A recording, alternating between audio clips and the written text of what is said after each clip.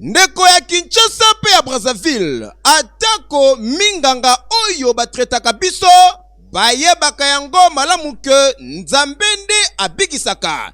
Boyeba ke transfert ya suka ezalaka nde epai ya nkolo Nzambe, yango wana hôpital ya Nzambe epai ya mosali na Nzambe, Pasteur Kusenda Kayembe, babengi bino boya ebele po na lobiko na yo, oyo umela bamvula ebele, ozali kopela maladi ebele, lokola paralysie, mbasu, faiblesse sexuelle, diabète, cancer, na ba maladi nyonso, yeba yango ke Église de la puissance de la parole, epai ya pasteur mosali na Nzambe José Kusenda Kayembe, abengi bino bana ya Kinshasa, awa lobiko na yo ezali rassuré, oyo ekouta epai ya Nzambe. Olingi kokutana na bango, yaka sur avenue Feshi numéro 52 na commune ya Ngaba, référence arrêt les champions na coin ya Hôtel Lafayette, oza mobimba to obengi bango na ba numéro oyo 089 85 87 454, oza mobimba na hôpital ya Nzambe epai ya pasteur José Kusenda Kayembe, maladi na yo esi ezui solution. Bomo na loin. Dieu soit loué, que Dieu soit béni pour na tant qui toko apesi biso ya ko partager na biso longo la parole de Dieu pendant quelques minutes. Voilà, que Dieu soit loué. Nangi rapidement na tanga Bible.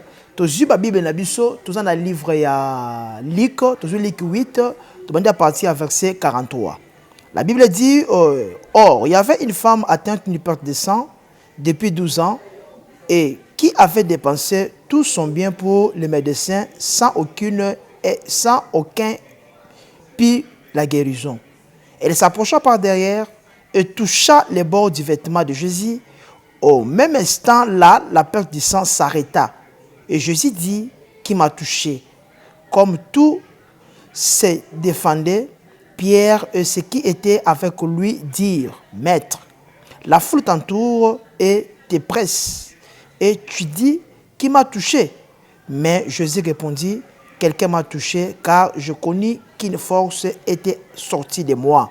La femme, se voyant découverte, vint toute tremblante, se jeta à ses pieds et déclara devant tout le peuple pourquoi elle avait touché et comment elle avait été guérie à l'instant. Jésus lui dit, ma fille, ta foi t'a sauvée et va en paix. Voilà, que Dieu soit loué. Tant déjà tozo tanga histoire na biso tozo mona lisolo ya mwasi moko wazalaki plus malade. Et ma comme lobi mwasi oyo abelaki pendant 12 ans sans solution. Alukaki solution mais solution ezalaki te. A dépensaki mbongo, a dépensaki biloko mais solution etikalaki komuna na te. Et c'est par là que nous allons comprendre qu'il y a certaines choses dans la vie où le moutou a compris qu'on a na mbongo mais solution exacte. Il y a certaines choses dans la vie où le moutou a des fois qu'on a appelé na ba relation mais solution exacte. Voilà pourquoi la Bible dit pendant 12 ans azalaki koluka ba médecin aluki ya mokili aluki ba ke par-ci par-là ba tout ça mais solution ezalaki te. Na bandeli koyebiso ke na makambo susu na vie oyo na yo moko solution koyate. Ezana makambo susu pe na vie, il y a des fois batu bakouta mboka balibite ba obtindi ticket na mboka ke batu baya comme ça ba solo la poko bota ne fongwama. Ba solo la poke makambo so compliqué bino esila. Ba solo la po ba liwa ozo na famille esila batu ba uti mboka ba ye ba fandi ba sololi ba zongi mais ba liwa e continuer. Pourquoi? C'est parce qu'il y a certaines choses où il y a sa solution et il y a sa solution et ça ensemble. Et d'ailleurs, kindoki ebe bisaka mais kindoki ebi kobongisate. C'est comme ça qu'il y a tout ça on a problème, il y a kobota obota qu'avant mais lelo obali kobota ezate. Ningina ebisa yo ke Nzambe abotisaka. Ningina ebisa yo muto il y a des fois on a pas problème. Ba problème, il y a des déceptions répétées. osokuta na batu mais c'est chaque fois et que bato bato décevoir yo ningene bisa yo que c'est na mutu moko ça capable de couper cette solution et cet homme s'appelle Jésus. La Bible dit moi suis pendant 12 ans à l'aucune solution mais solution est ça. Et ce que j'ai aimé un jour ma comme lobby ayoki kaka sango, il a écouté les gens, elle a écouté plutôt les gens parler de Jésus. Et tango ayoki alobi non fona se déplacer na kenamo na mutu wana. Le temps kaka yoki alobi te fona déplacer. La première chose, c'est parce que la Bible dit la foi vient de la parole de Dieu. La foi vient de la parole de Dieu. C'est-à-dire, elle a écouté les gens parler. Et makambo yokaki epesi foi. Et tant que foi na ye mati, atikali ya kovanda na ndakute pour la solution ko yawana te. Mais la première chose, tant que foi na mati, elle s'est dit faut na déplacer na ke na kutana mutuwana. Bien-aimé, délivrance baluka kango. Solution baluka kango. Ko benga bato ko pesa solution te. Ko betela bato ma solo ya makambo za nango ko sili sa problème te. Ko pesa rapport na famille ko sili sa problème te. Mais il y a certaines choses aux solutions, il y a de partout, peu n'importe problème na yo, il y a certaines choses opposent à solution, faut déplacer. Où il y a une rencontre il y a un zambi pour ça pas solution. Ce qui moi c'est nakina ko tanga avant que na ndaku makilinga ke sila été. Ce qui avant que na ndaku solution ninge yate, ninge bisa yo o muto vendre le bien et ko sala nini. Solution ko yate aussi longtemps au vendre. Solution ko yate aussi longtemps aux autres la batu famille ba loba te. Na otoko ba qu'il y a certaines choses oyo famille ko mais solution et ko utaka pensable. D'ailleurs kindo ke bebisaka mais bongisaka te. Muto a bongisaka comme on les a Yesu. Et gloire à Dieu parce que la femme de Pâques de sang a compris qu'elle dit faut na tellement. Maman, nazo biso que tant ko ki faut tellement o lukanzambe pour na kobota na yo. Faut tellement o lukanzambe pour na ba liwa o se ko répéter na kata famille. Faut tellement o lukanzambe pour na ba déception o chaque fois. Chaque fois, tala mobalo lobai kasa aventurier. Pourquoi? C'est parce que bo vandi na eta moulayi et par après a tiki yo kabali mutuso benga ki aventurier. Mais la chose étonnante c'est que côté muso akenda ki abali.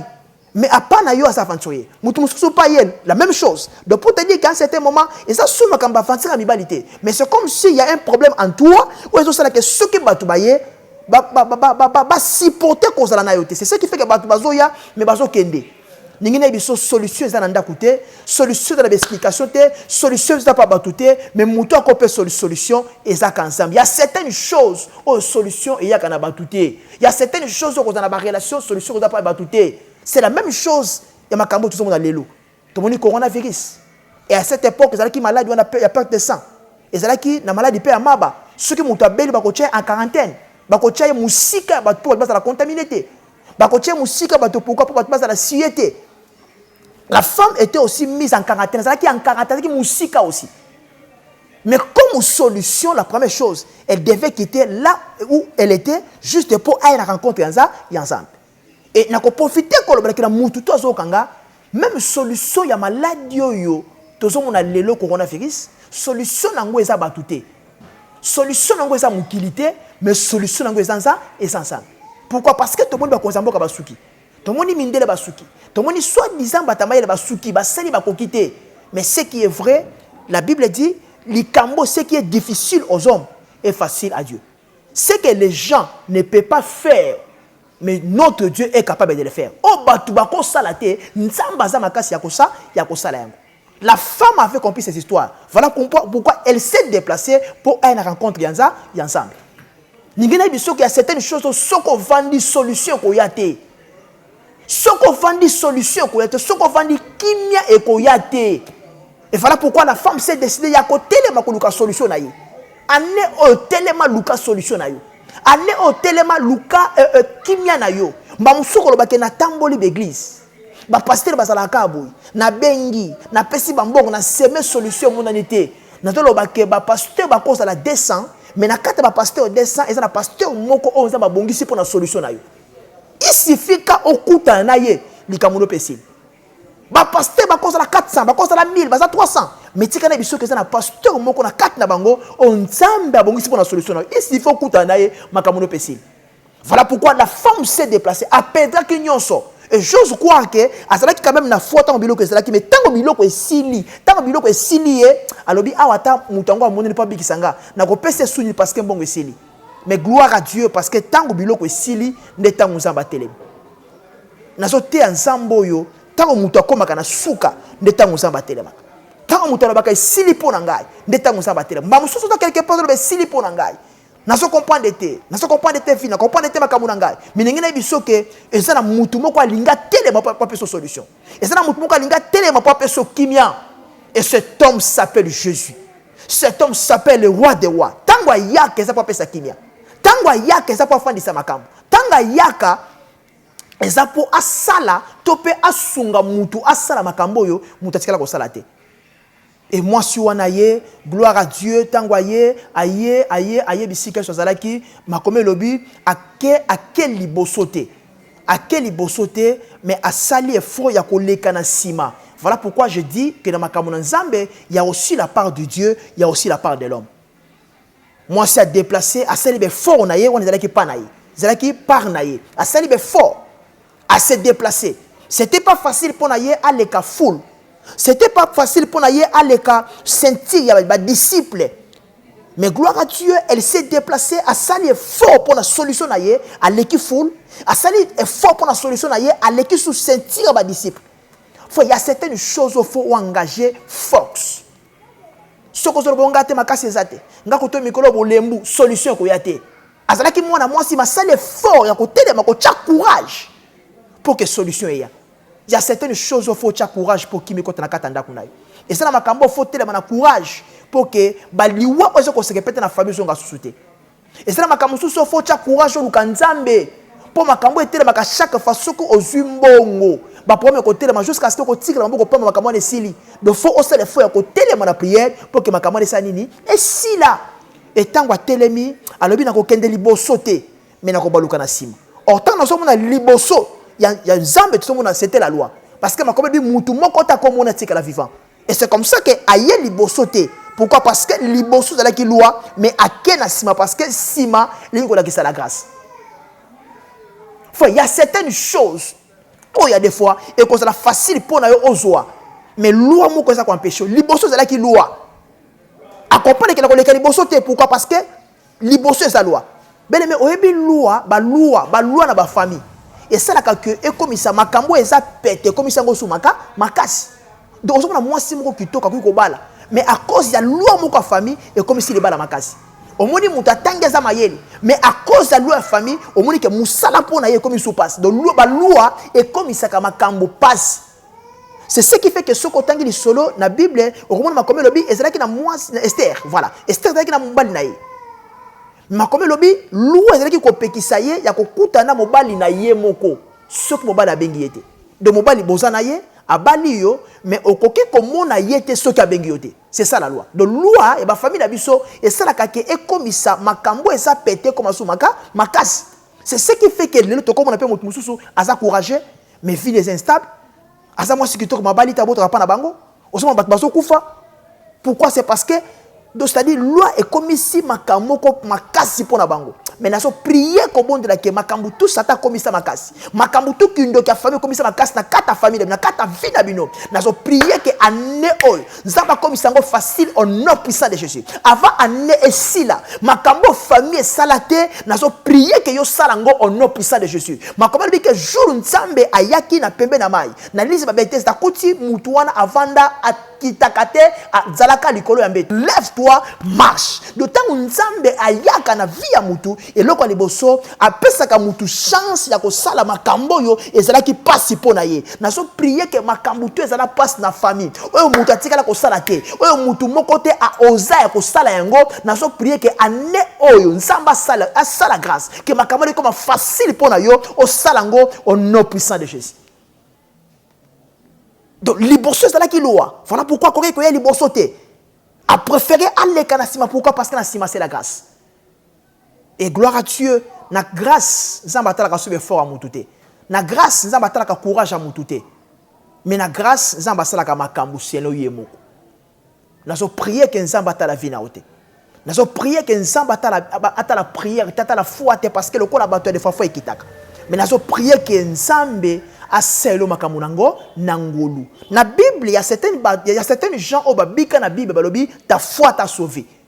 Mais eza na bato mosusu pe ba bika na Bible parce que il a prié.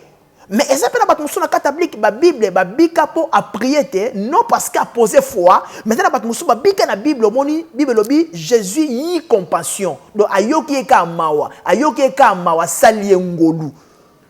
Na so prier que o sambe la ta non samba yoko mawa asalo grâce et loko so luka nsamba peswango.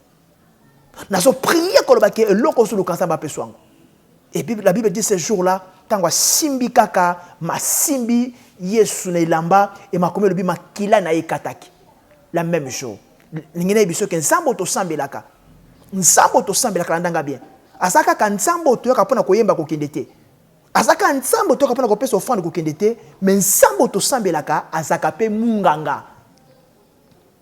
Na répéter na bi nsambo to sambelaka lamba particularité na ye azaka pe munganga. C'est comme ça yo oza na problème. Ata oza atteint na virus oyo ezo boma o ezo limbisa te. Ningine biso ke leba particularité ensemble na biso azalaka pe munganga, c'est aussi un médecin.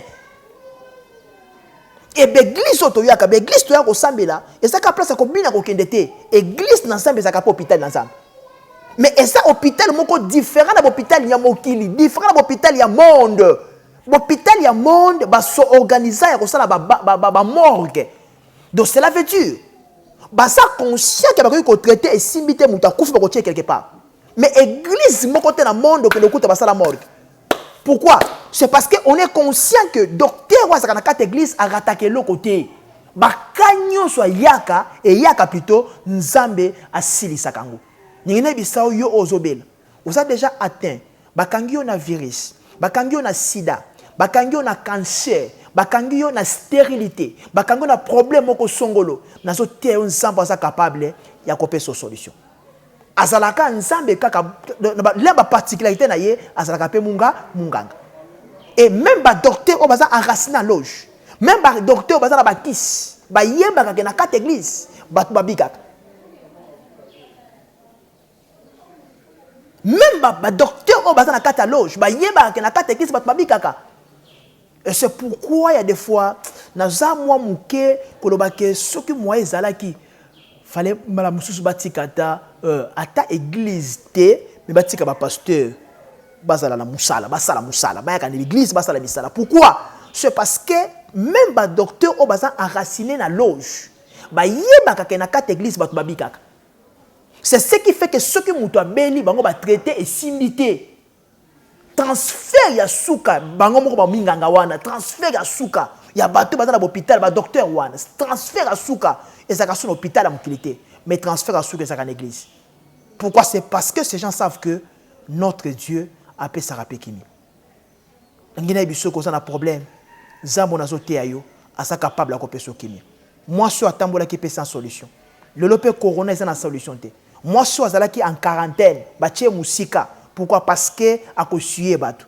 Et le lope ceux qui mutoza aza atteint na virus oyo obligatoirement faut pas éloigner na bato. Pourquoi? Parce qu'il y a combien de danger.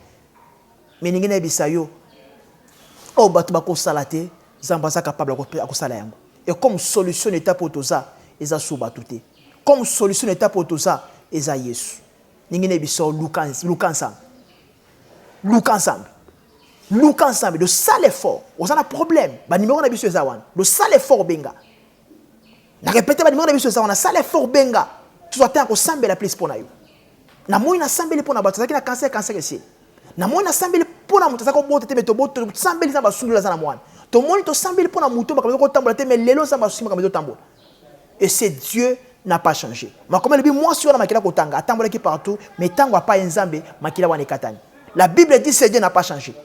Il est le même hier, aujourd'hui et éternellement. Donc cela veut dire il est capable ya kosala makambo asala kikala asali yango pelelo.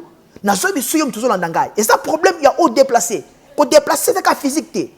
Appel na yo pe pour que mamusto solo par rapport à likamu na yo et ça peut déplacement. Et ça ka makambo place na ça te appel na yo parce que na moni batata libanda mboka to sambeli na téléphone mais ça ba sali gas. Appel na yo ça peut déplacement. Voilà pourquoi ba numéro ça wana ko cité te. Benga, to sambe la pona yo pour qu'un sambe ait son solution. Moi, je comprends que quoi, il y a pas ensemble, c'est fini. Il y a certaines choses dans la solution qu'on y a. On s'est obligé de déplacer. Déplace-toi. Dans le déplacement contre la physique. Ou encore, les physique.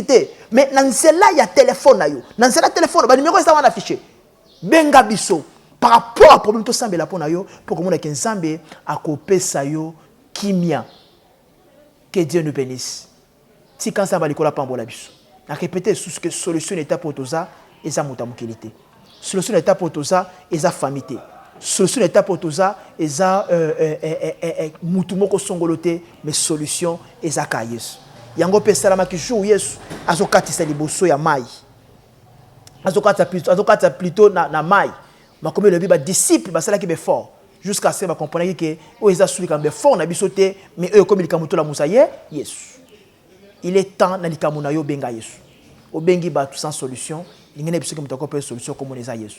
Yo mutuza na France, yo mutuza na Belgique, oza na Italie, oza na Bruxelles, oza na Londres, oza partout na Canada, oza na problème ko songolo oyo oluki solution monanité na ningi siko na sambela pona yo. Voilà pourquoi na ningi ofuka moto ndanga bisiko zali, na besoin ofuka ma opposer foi na yo. Et mutu nyoso aposa ka foi amuna ka miracle na sur place. La foi c'est pas demain mais la foi c'est maintenant. De temps il y a miracle pour na mutu a chef foi c'est la simate mais c'est la sur place. C'est ce qui est fait que Bartimée a pour ça qu'il faut en aller sur place. Misa Bartimée fongwa maki. Moi c'est nakila kotanga a pour ça qu'il faut c'était aussi sur place na utu koloba makile katanaki. Nazoti ensemble ça capable ko sala makambu siko kando so landangai. Nazana besoin à prêter, nazana besoin à prier pour le siko ka capable siko za en France, en Belgique, en Italie, aux awa pour landangai, en Europe, na Canada, nazana besoin à sambela pour que nzamba peso kimia. N'engena prière, forme bisuko ça n'engena prière. Seigneur, na bondeli pour na mutu nyos, ozo landangai de partout.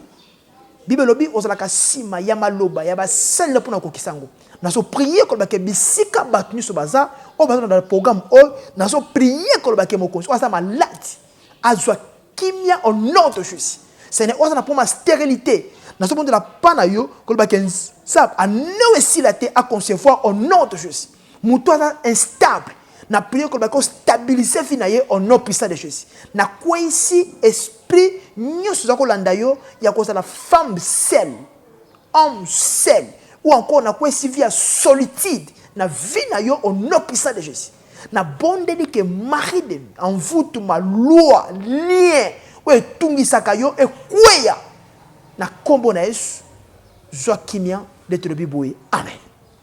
00243 89, 85, 87 et 454. Tu appelles ça merci na studio Tenka Oyo et sungi biso le sous c'est peut-être que le sous ko zobiso pour que to passer émission ti kanzamba pambola studio Oyo et que de sous musika pambola batu news pour to venaka ta studio zamba pambola bino boza la beni pe ba jour zoya ezala ka mon côté comme belé partout na kombo na Christo de Trebiboye. Amen. Merci. Bye bye.